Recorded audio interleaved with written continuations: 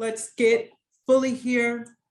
Grab what you need because this is going to be an amazing discussion, and there is just so much going on in the world that we need to talk about, that we need to process in community together.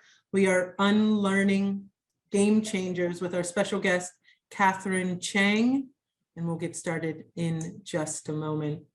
Elizabeth, can you just come off mute and talk about how amazing? I know you already had a pre-chat with Katherine. Are people in for an amazing conversation today? Yes, definitely. Katherine is amazing, talented, passionate woman about doing good things in the world. And she's been a good friend for a long time. And I'm just happy to see her face here today. You know, one of those moments where you're like, I am an adult and I'm super jealous that you're friends with that person and I'm not Yeah. yet. But then you realize that I don't have to like break up your relationship like I did when I was 8. Like we could all be friends. Ooh, personal processing out loud. Let us delve in. Welcome, everybody. If this is your first time here, or if you've been here many a times and this is your first Wednesday of the month church home, Black culture right there. Reminder that you can turn on your captions right at the bottom of your Zoom screen, and you can turn it on to cast in different languages. So go to that CC, or it might say closed captions at the bottom of your screen, and activate that. We also have live ASL interpretation that will be helping to support us, to partner with us, to be up here on the virtual couch with us throughout our entire conversation. If you haven't read our community guidelines, I definitely recommend that you take a moment and peruse those now. Really important, as this is a space that we create with a lot of intentionality baked into it. It's not a space for us to come and be judge, jury, and executioner of others. It's not a place for us to engage in that regular social media kind of, let me just post my hate comment and then not show up to actually see my face and, you know, invite me into discussion around it. We are unlearning together, and we accept that we are on different stages of our unlearning journey, and it is a lifetime journey. We are going to be recording. Unfortunately, you're not going to be in the recording. Elizabeth told me I had to wear lipstick because I was going to be in the recording. But if you do come up and ask a question and you come on screen, you might be in the recording, but otherwise, those who are pinned at the top as we have our discussion are going to be in that recording. So don't be afraid to come onto camera. Part of why we do this live is that I really don't like talking to an empty room of people. And I feel like the energy is so much better. The community is so much stronger when we have a room all committed to unlearning and personal growth and development together. So try it on. What would it be like to show up with your hair a mess, boogers hanging out of your mouth? I don't know. It might be super cute. You might enjoy it. Just be spicy. I saw 2 cameras come on. I love it.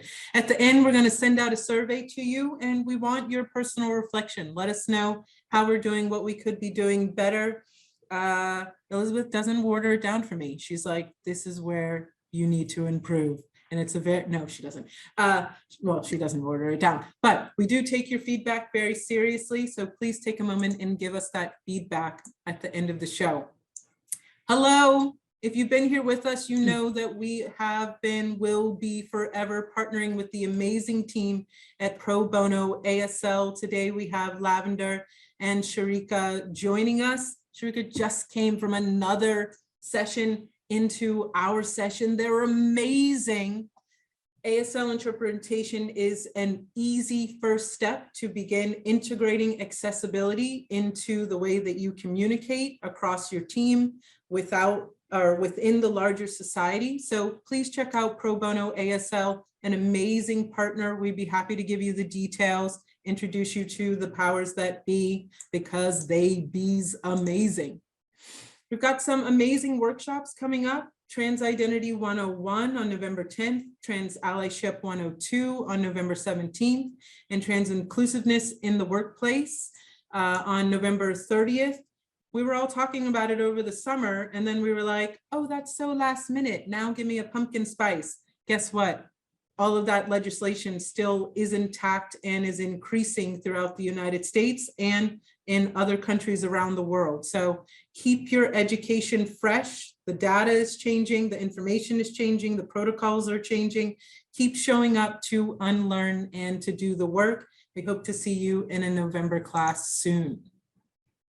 As we delve in here, let us begin as we all do, always, starting with a breath. Let's take a deep inhale in.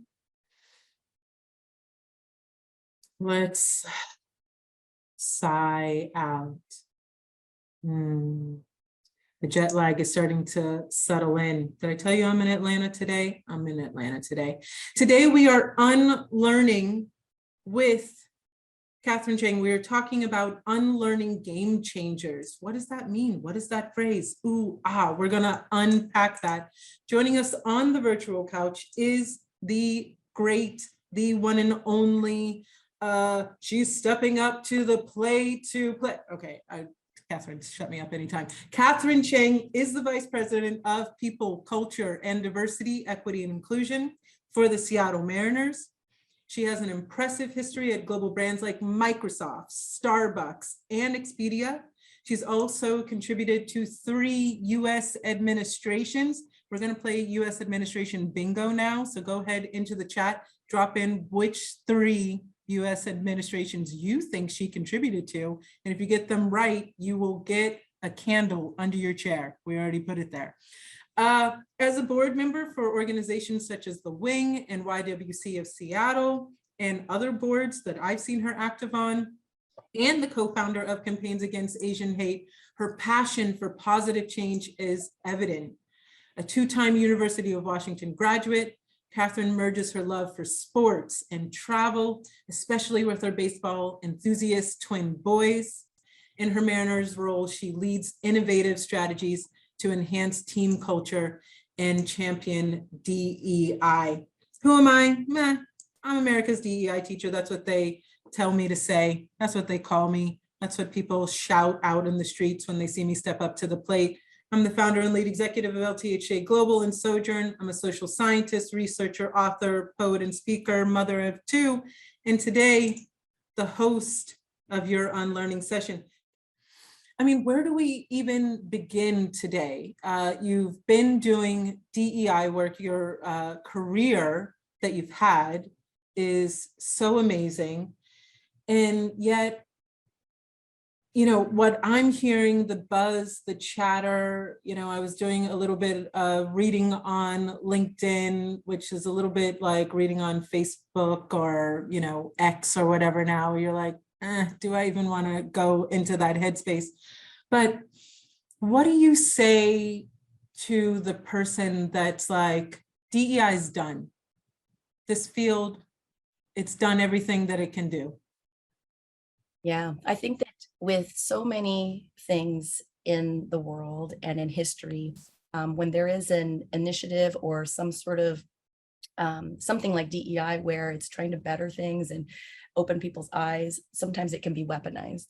And so I think that we just need to be very careful about not taking DEI too much into that realm of using it as something that can guilt people, that can shame people, that can make it so that that we don't have the legitimacy for what we're trying to do.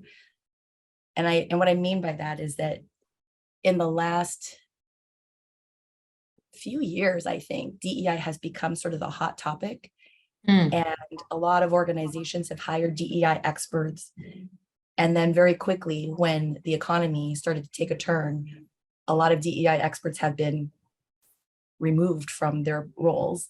And that just, I think, shows you that an area like DEI sometimes is not taken as seriously. It's a topical thing.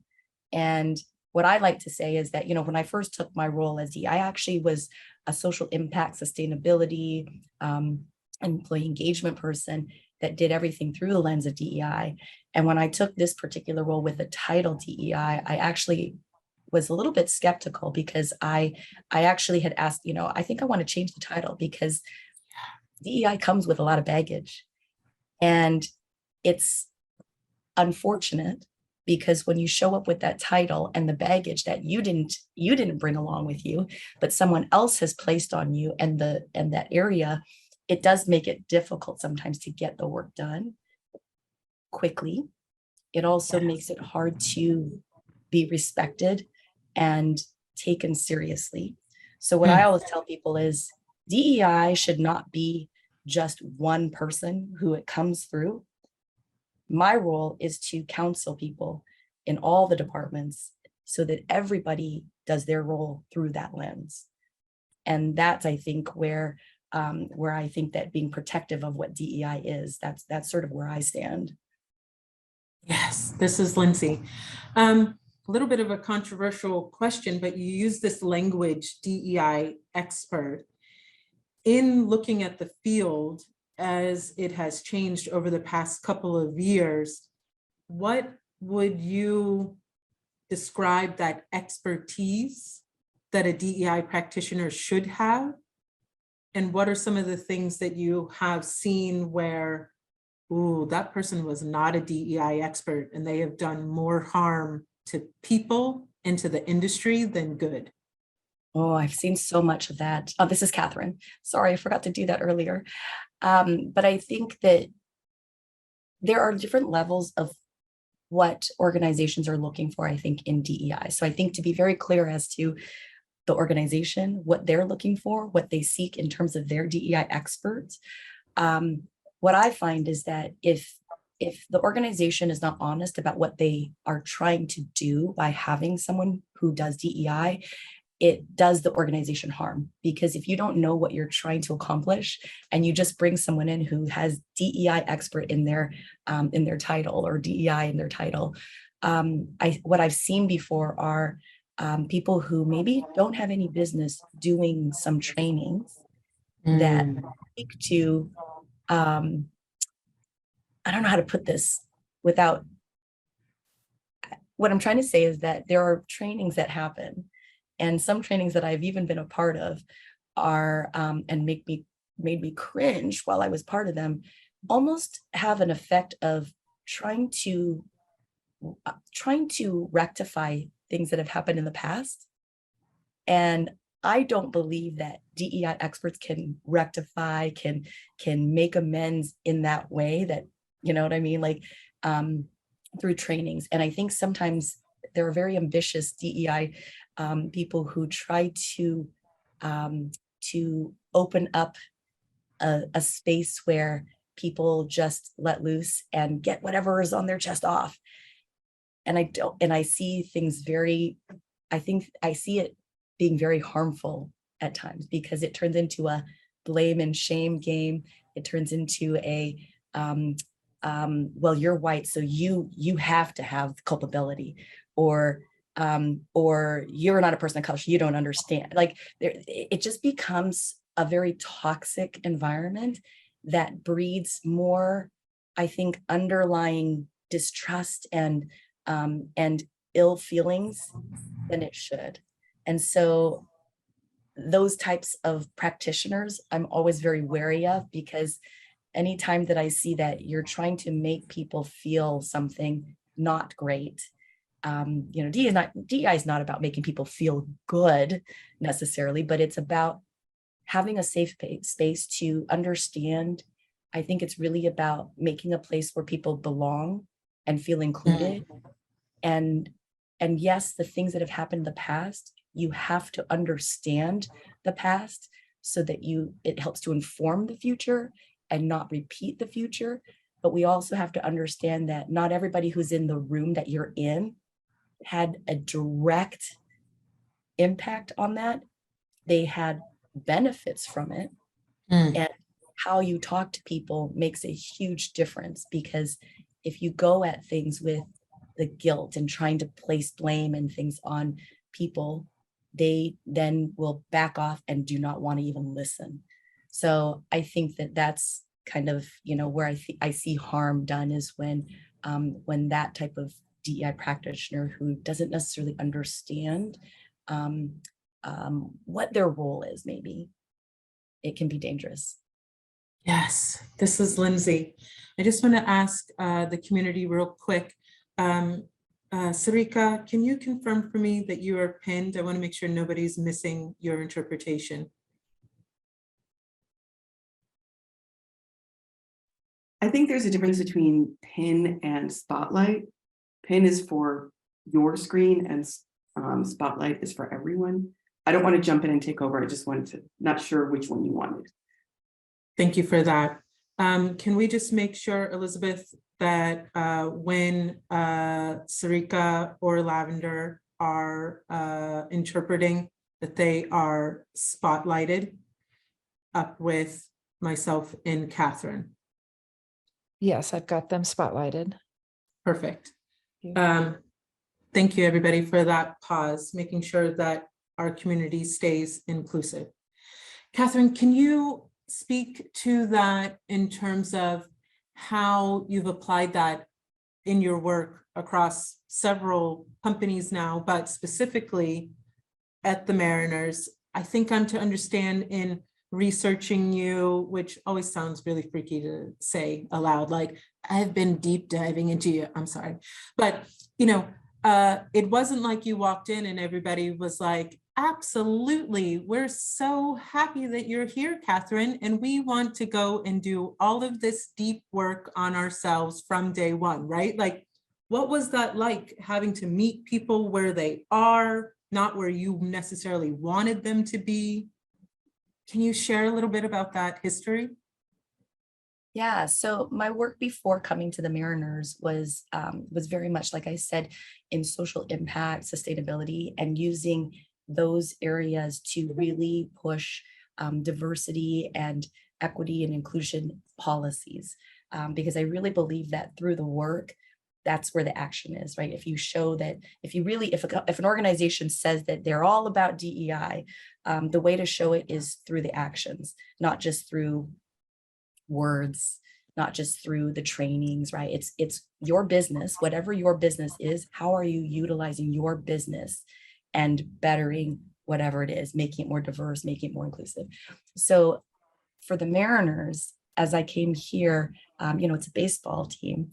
And when I look at where I can impact, I mean, I always say that for baseball, the ultimate goal is to increase the fan base, right? Because that's sort of but that's not part of my job description, right?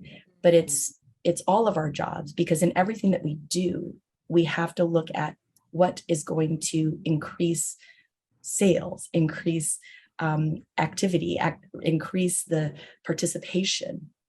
And it comes down to looking at the fan base. Now, America's pastime, baseball is America's pastime.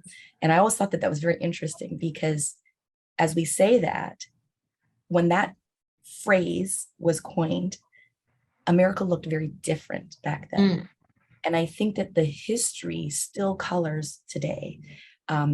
What America's pastime is today, America looks very different today. So we need to really change how we're engaging with America so that they are interested in the pastime. So that means everything from the way that we market the tickets, the way that the price structure, the way that we engage in the ballpark. It's expensive to go to a game, but even foods, more ethnic foods, appealing to more ethnic people, that you want to come back. You don't want to just introduce the game. You want people to see that as a thing for them. You want the baseball field, the baseball park, to be a place that they can see themselves, that they feel like they actually belong there.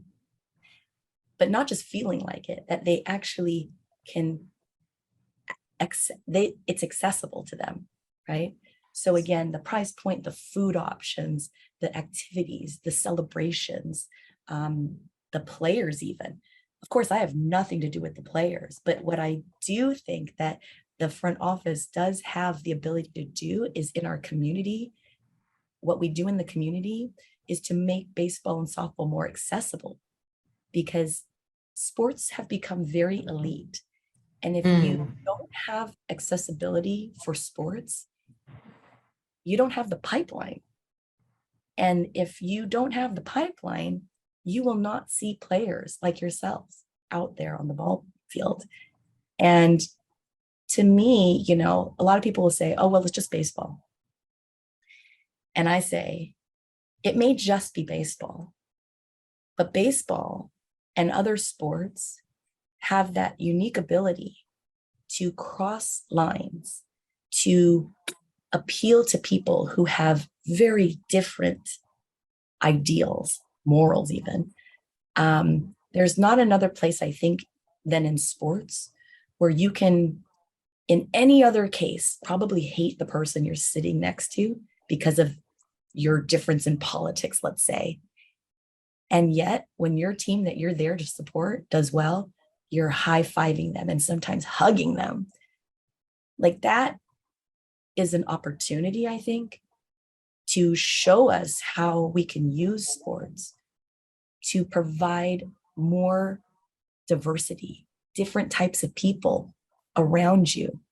Because I think it's pretty clear that when people around you are different, they come from different cultures, they look different, and particularly for kids, it makes it harder to hate them. It makes it easier to listen, have conversations in everyday life. It's not the cure for everything. Obviously, we are in a very, I would say, one of the most probably difficult times in our country in terms of divides. But I think that if anything, if we didn't have sports, I think it could be a lot worse. And I'm not just saying that because I'm in sports right now. I've always felt that sports, music, these types of things, art, the things that seem more, you know, the things that seem more like fun, not serious, I guess, or, you know, those are the things that are most important, I think, to bring us together. Because in times like this, we really need points of connection. Yeah, this is Lindsey. I'm so thankful that you said that. Just recently, I was having a conversation with somebody and they were like, you know, you're still one of few Black women CEOs in this country, much less the world, when we're talking about Black American. And they were asking what kind of led to you being comfortable just being out there, one of the few in a space. And I said, you know what? It was baseball. Because after this little Black girl watched A League of Their Own, y'all think I'm joking about how many times I have watched that movie, right? Could probably quote it beginning to end and act out certain scenes back to back with the characters. I went down to my little local Edgewood, Pittsburgh Little League, and I was like, I want to play baseball. And they said, no, you want to play softball, right? And I said, no, I want to play baseball. And you can imagine, some of you have met my little 5'2" Black mother, who also got on the phone and was like, she will be playing baseball, right? Luckily, I happened to be very good and alternated between pitcher and shortstop, which if you know anything about baseball, I was good. But here I was suddenly the only girl in an all boys baseball league. And Coach Tony DeFranco, one day, please somehow somebody contact this coach and bring him to me so that I could thank him. If he had a problem with the fact that I was the only girl in his entire league on his team, I never knew about it, right? Because Coach Tony DeFranco would walk out to me on that pitcher's mound and say, you know, a lot of dads screaming at you from the stands about how girls can't play ball. How do we shut them up? And I would say, I strike out their sons. He'd go, that's right, we strike out their sons. And that's what I would do, right? Baseball played a pivotal role in my life of getting me to think of boxes. Boxes were not something that were designed for me. I was meant to exist outside the status quo if I thought existing outside the status quo served me. What was that for you, Katherine? What brought you to sports? What brought you to this medium as a way to do your DEI work? You know, it kind of fell in my lap in a way. And but for some reason, I've had a few of these instances where in my life I've thought of things of like, gosh, one day I want to work for something. And I always knew I wanted to work for a sports team. And these opportunities kind of come up. And at first I, usually would say, oh no, that's not the role for me. And this particular one, there was something that kept calling me to it. And I think one of the things that I was nervous about was that I never had the title of DEI in my title. And a very good friend of mine who actually does DEI for the Seahawks and who was the first woman in the NFL to do DEI, contacted me because we worked together for years. And she said, Casey, you need to look at this job. You've been doing this work. You can do this. And then the very next day, another friend had contacted me and said, you need to take a look at this. And this was 2 weeks after two friends randomly just said, we know you've always wanted to work for the Mariners. There's this job open, and I think I was very uncomfortable going for it at first because, but I think that's always good to have a little bit of uncomfortableness, right? Like I wasn't going in thinking, oh, I got this, right? But one of the things I did tell them when I first interviewed was, I am not your typical DEI practitioner. If you're looking for typical kind of like, don't even go further with me. And what I mean by that is that I will go into your organization and I'm not going to tell you what to do. I'm going to meet with people and assess the things that they do because I'm not an expert in their areas. But what I will do is take a look and think, gosh, how could we take that area and focus it towards being more inclusive? Or how can we do this? And, but I'm not going to, I'm not going to do a ton of trainings at first. I'm not going to, I'm not going to promise you things because I don't even know what your organization's like. Like if you're asking me to put together something that, based on just guessing, and that's how you're going to decide if you're going to hire me or not, then don't even go down that route. Because for me, it's really about making sure that everybody understands that they have the part to play. Again, it's everybody's responsibility to be looking through that lens. So when I approached the work, and of course, I'm a year into this and it's not easy work, partly because there are 81 home games in a season. That's a lot of games in addition to the other 80 some that are on the road, right? So there's a lot of games. So people are very busy. People have been here for a long time. There are a lot of things and people who are set in their ways. And so to come to this work without forcing things, without threatening the status quo. I am always about change, though. I believe that you don't get better if you don't change, meaning that not that you throw everything out, but you iterate. I'm a big fan of testing and learning, right? You take things that are really good and you make them even better. You take things that are and you make them better, right? Like no matter what, you can always make something better because nobody has all the answers. And if you're constantly open to learning and listening, I think that you'll find that nothing that you've done in the past is going to be the answer for the future. So if you are open to doing work in this way, then I think you're open to truly being a place where you want people to belong. And it's not easy, like I said, because you're trying to do this when people are working so hard because they're literally working so many hours. And how do you impact them? So, there are so many different ways. And sometimes I feel like I'm being pulled in many different directions because I'm trying to focus on something, but then something else comes up and I get pulled that way. And then something else comes up and I go, oh shit, I have to go back and do the thing I didn't finish.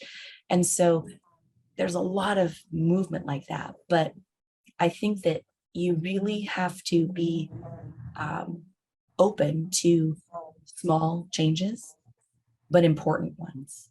So I knew that I wasn't going to come in and change everything because I don't have all the answers.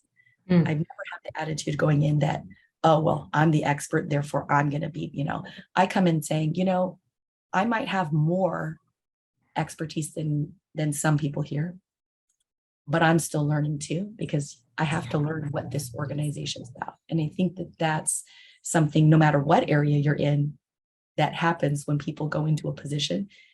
There's that, I think sometimes people feel like when you get hired somewhere, you got to prove your worth. Mm. You need to say, I am an expert at this, and I know this, and I know that, and I'm going to change this. But I think that true experts at anything go in and listen. And that's what I'm trying to do, is still listen and really learn to hear what people are saying, what they need, what they feel they're not getting. But it's not easy work.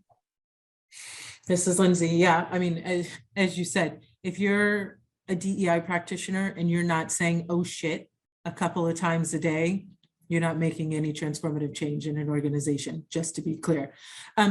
What is one of the changes that you're most proud of? What's something, in the recent past that you were like, that was impactful? So I think I've been having these listening sessions. Mm.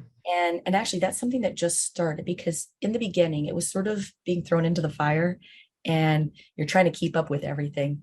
So I just had a full season and a full year, basically, of trying to impact things. And particularly, I always tell people that I have a love-hate relationship with Heritage Months, because on the one hand, it's great that there's a focus and that's a time to celebrate, and really that's an excuse, I guess, to really hone in on certain areas. But on the other hand, I always, I used to tell my kids, that's great, we have an Asian Pacific American Heritage Month, but we're Asian 365 days a year, not just that month. Yes. Therefore, everybody else who is what they are also that for 365 days a year. So we need to figure out how we can use those months to celebrate and educate people, while also, I think, celebrating and educating throughout the year. And education, I think, is really, really key. And so I've used those months because they were already set, and it's very difficult to I found that with calendars and sports, it's set already. And so I didn't have a whole lot of ability to impact a lot except for the content. Yeah. And so utilizing those opportunities and the content I was presenting, I think, was really important to build the trust in people, to show them that, when we're talking about Heritage Months, it's not sort of the stereotypical stuff. I'm going to teach you something. I'm going to teach you something that is either relevant to baseball or relevant to your lives or relevant to what's happening now. So what I mean by that is that, let's say for Pride Month, a lot of organizations will do like drag bingo or do different things. The Pride Walk, we do the Pride Walk also. But I said, let's do something more meaningful. I mean, look at this legislation that's coming down against trans people. And I think almost every single person will be touched by someone who is transitioning, who has transitioned, who has a child who's transitioned, who's got a parent, something. So we did a panel with people who are transitioning, who have kids, because we know that even talking about it is really important given what's coming down in legislation and potentially things that are going to change the law of the land. And it's very important to have a safe place where people learn about it and hear stories. I think narratives are very important. For AANHPI month, a lot of people don't realize that baseball is an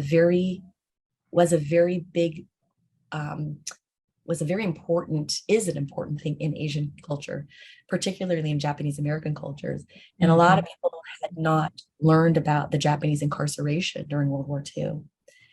And furthermore, since we're a baseball team and we sit right next to our international district in Seattle, where many Japanese were evacuated to incarceration camps. Yes. We brought in, we talked about the history of baseball in Japanese American society. And there was a book called Baseball Saved Us. And it was talking about, it's a children's book, and it's a great children's book, talking about how during the incarceration, when families were split up, when there was when it was so, the emotions were so raw. I don't know if people know about no-no boys, or about, people who, the Japanese Americans who were asked to fight for America. And they were required to check boxes that basically said that, I mean, things that it's very raw. Yes. And yet the most decorated battalion in World War II was the Japanese American battalion. But the fact that they had to go prove their worth.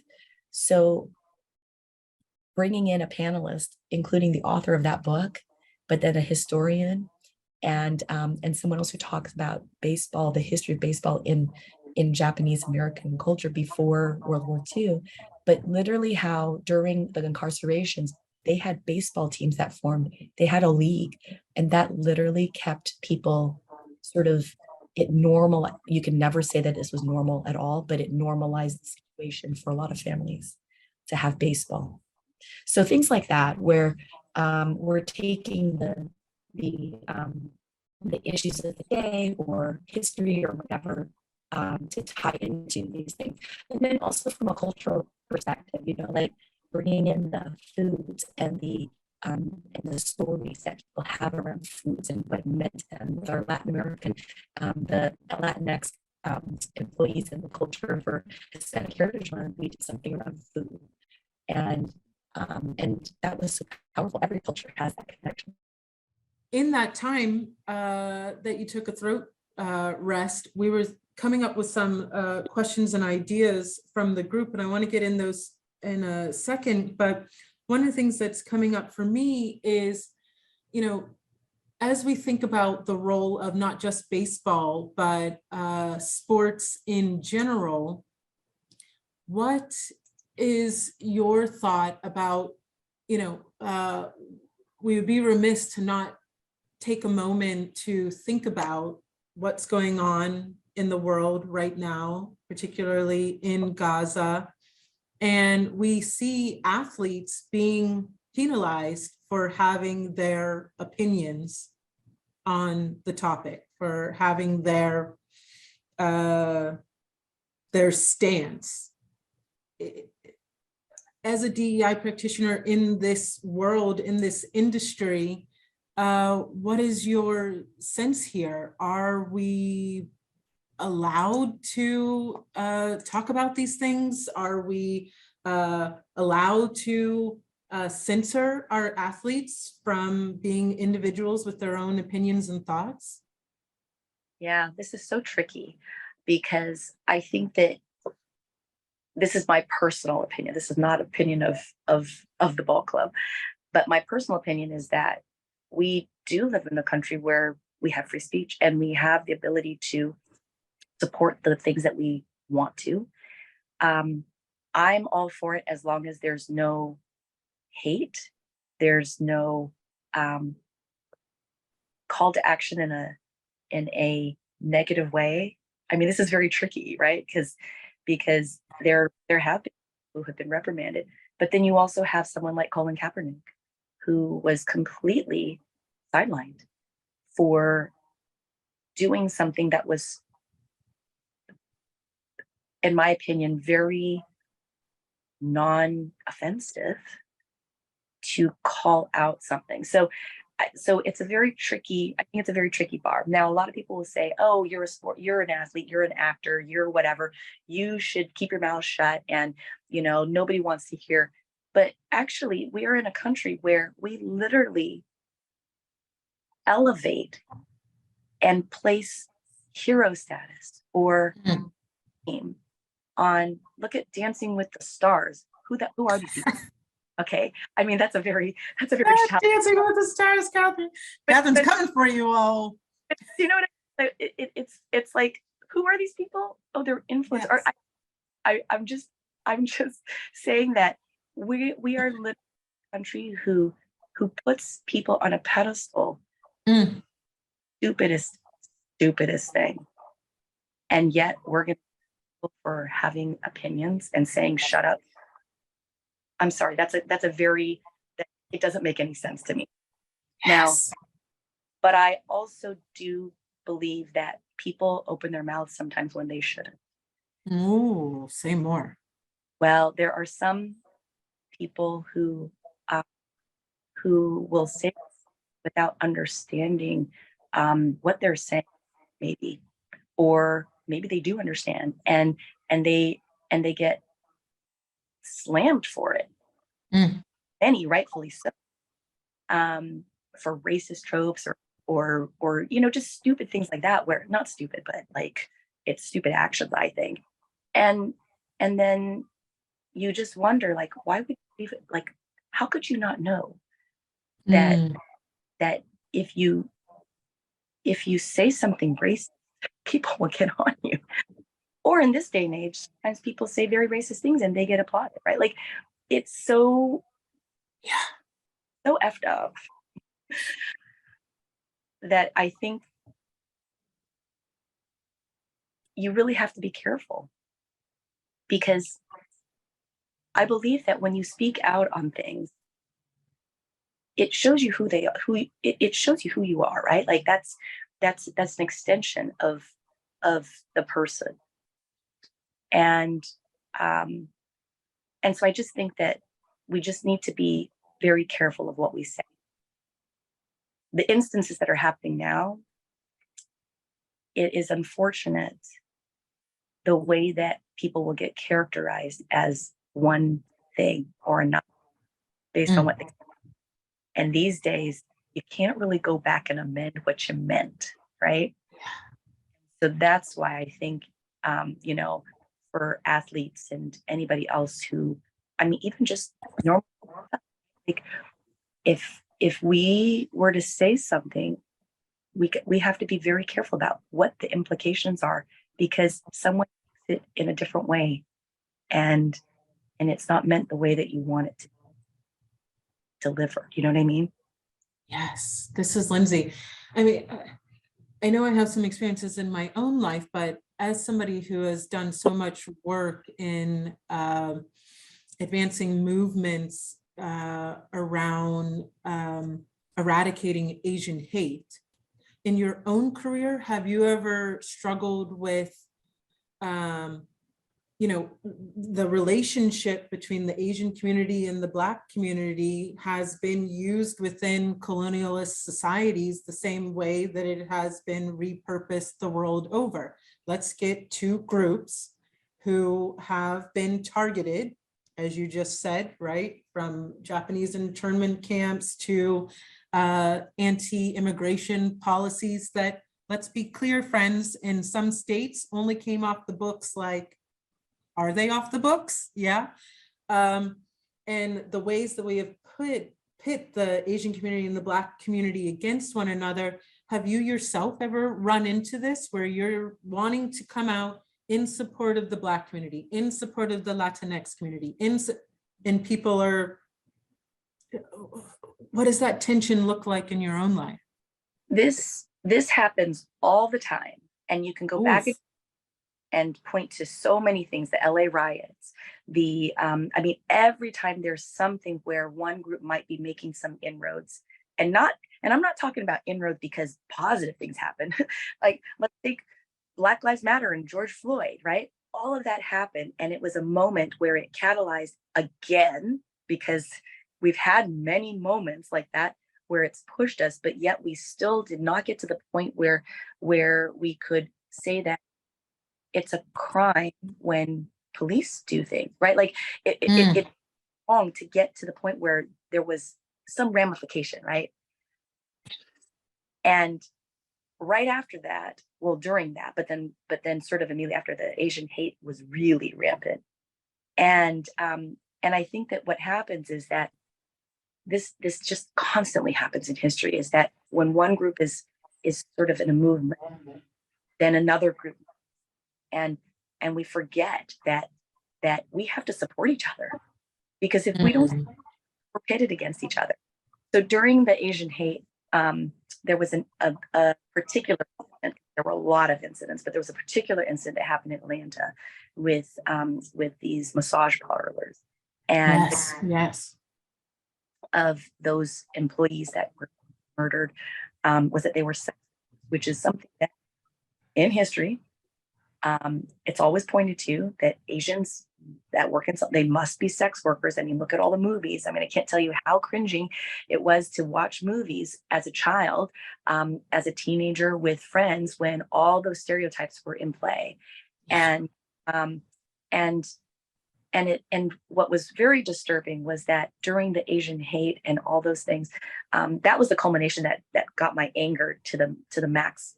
But before that, a lot of the attacks that were happening on Asians, at least from the media standpoint that they were showing, were Black people attacking Asians. Looked at the data, the number of hate crimes Black on Asian was so small. But if you looked at it from the news perspective, you would have thought, oh my God, all Blacks are attacking all Asians, right? Like it was so off. And so I started this campaign called Our Stories Are Your Stories to try to humanize Asians, because I think a lot of times Asians in particular, we get lost in, it's sort of, a lot of issues are black and white, and that was sort of the plan, right? Like destabilize it, but then also, and then like, oh no, the Asians are trying to take something from what the Blacks have been fighting for, or what, like there's always these lame types of tropes that try to pit us against each other. And so when I did this Our Stories Are Your Stories, I also realized that people don't know our stories. Our stories are just like everybody else.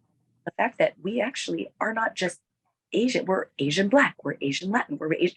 And so the first story that I wanted to highlight was Doug Baldwin, who is a Seahawk, if anybody's not from around here. And he's part Asian. And a lot of people didn't know that. And it was important for me to highlight his story first and foremost, because the campaign was initially started just for Asian stories, right? But the way that it was put together was that it could be carried out for any group.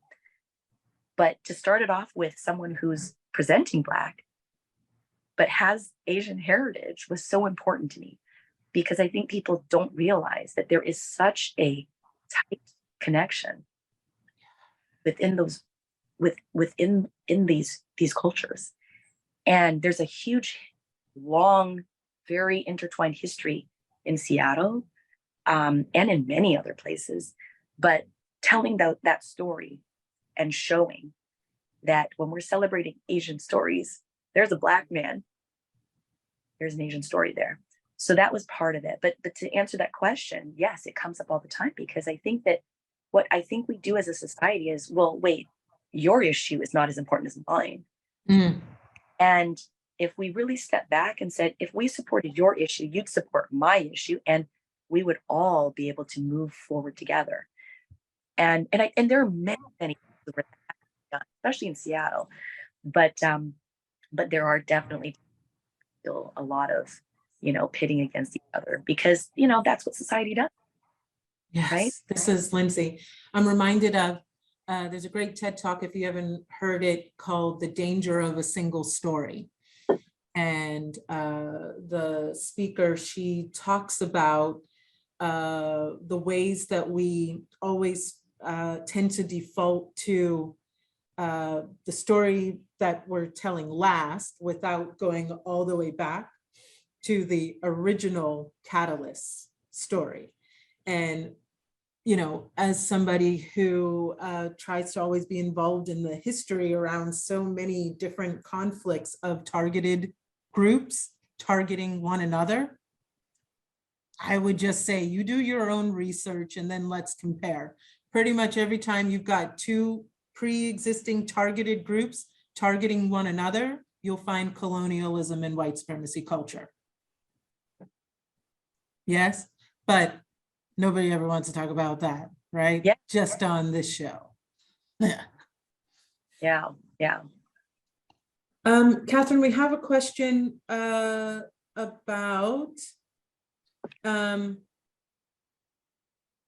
Where's Mike's question? Mike is wondering, have you faced pushback, and on what specifically comes to mind, and how have you handled it?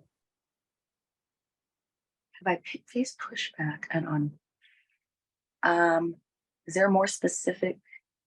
I think, and Mike, feel free to come up, open your mic if you want to clarify, but I think what I'm understanding is in your work as a practitioner, what has the pushback look like? Because I'm going to go ahead and safely assume you have experienced pushback. That's part of the calling card. Yeah. But what sort of pushback is most prevalent for you? Or do you have a story that really stands out, and how did you handle it? Did I capture it, Mike? Thank you. So I think pushback that I get, and it's probably always been the case, and it's just because of people not understanding what the goal is, maybe. Also maybe not trusting that that when you as a business and a person in a business seek to do good, not just have good business, but do good things with the business, then it helps your business. And so I fact that sometimes I get, I've gotten in the past a lot, and even, maybe now, is just the urgency of the work. Priorities, DEI, social impact, sustainability sometimes become less the priority if business isn't doing great. And when business is doing great, it has more of a problem. It's the priority. It just has more resources, maybe. And I think we are still where I don't think we're there yet, where we truly see the areas that we practice in, the benefits of what that means. We hear it all the time. I think people will say things the right word, but the proof is in the proof is in how many dollars go into it, how many, and not just the dollars, but where the dollars are, like how are you using the dollars, the resources, not just how many trainings you have, but how are you looking at your recruitment? How are you looking at your retention? How are you looking at the ways that you do business? Yes. And of course, this is just through my lens of how I look at it, but literally every part of the business should have, and I don't mean quotas and DEI objectives that are like just check the box, but objectives that people really understand, getting from point A to point B. Because I think a lot of times the pushback is that, oh, well, we had to do this. We were forced to do this. And this was the result. We don't see the results. So, so that's kind of like the prove it to me kind of thing. I think that's usually the pushback. But the way to do it is just to keep doing the work. I mean, I try to guide everything that I do with data. So if someone tells me something and they do it through an anecdote, a lot of people do this to me. So I've talked to a lot of people and they're not happy with such and such. Yes. And it's, oh my gosh, okay, well, let's figure out how we can change it, because I'm a reactive person. But then after a while, I'm like, oh, that's bullshit. Like, how many people did you talk to? Like, how many, like, I'm going to ask more questions. How many people did you talk to? How many people said that to you? Well, maybe 20. Oh, okay. So 20 people out of like 800, that's basically like that's a very low number. So you know what I'm going to do? I'm going to survey them. And then based on the survey, then I can come back to you and tell you X number out of X number. And then that's what I'm going to guide. Like from now on, I'm guiding everything with data, because I don't want anecdotes. Yes. Anecdotes are what people really want you to think, when they don't have, it's not rooted in anything except for what they want you to think. And so from now on, like I do everything with, I survey a lot. So, Yes. but because I want to hear from the people. Yes. So that's This is Lindsay. Yeah, I love when you have those conversations and people are saying, turns out to be you and your friend out playing golf. And you're like, people were not on the green, but sure. Yeah. right. Oh my goodness. And what, as you were sharing that, Katherine, what was coming up for me was how conditioned it is in Western society. How misinterpreted and then miscommunicated and also misattributed Maslow's hierarchy of needs, right? We all know, right? Stolen from the Blackfoot Nation, completely like inverted the triangle, and then it was like, oh, this makes sense, right? And so when we have the scarcity of resources, or the thinking of the scarcity of resources, that this is actually the time to invest more in your people, because that activates more innovation. It activates more buy-in to a mission. But in a society that prioritizes individualism and says like, no, my first thing is that I should have these, this, that, more money, more blah, blah, blah, then we don't go to that spiritual homeostasis first. We go to that scarcity mindset and we think, I need more grain. Oof, whole nother session. I cannot believe that an hour has just passed. Is anybody already having this? I was like, why are you pinging me? It cannot be an hour, but they're telling me that it's an hour, Katherine. I just want to close today by thanking you so much for being here and sharing your wisdom and your experience, and really just challenging us to go deeper into our work, into that practice of, if you really want to be a DEI expert, it's not just I get to put up a sign tomorrow and say like, I like liberation work, and so now I'm a DEI, right? Like, we, in listening to you, hear how much thoughtful analysis, how much practicum, how much of oneself must be brought to the work. And just thank you so much for sharing that. As we close, I want to invite everybody, if we could just take a moment together before we leave this space. There is mass devastation going on in our world, and it's always going on, right? Whether or not we are attuned to it or not. And right now we are very attuned to it. And even though we might feel distal to it, whether you want to talk about string theory or any other law of polarity, right? It's impacting us too. Not in the same way, but it is impacting us.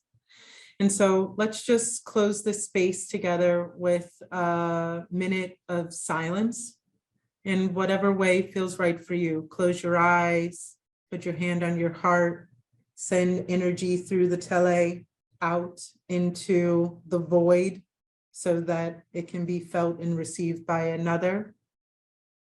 Let's start that minute now.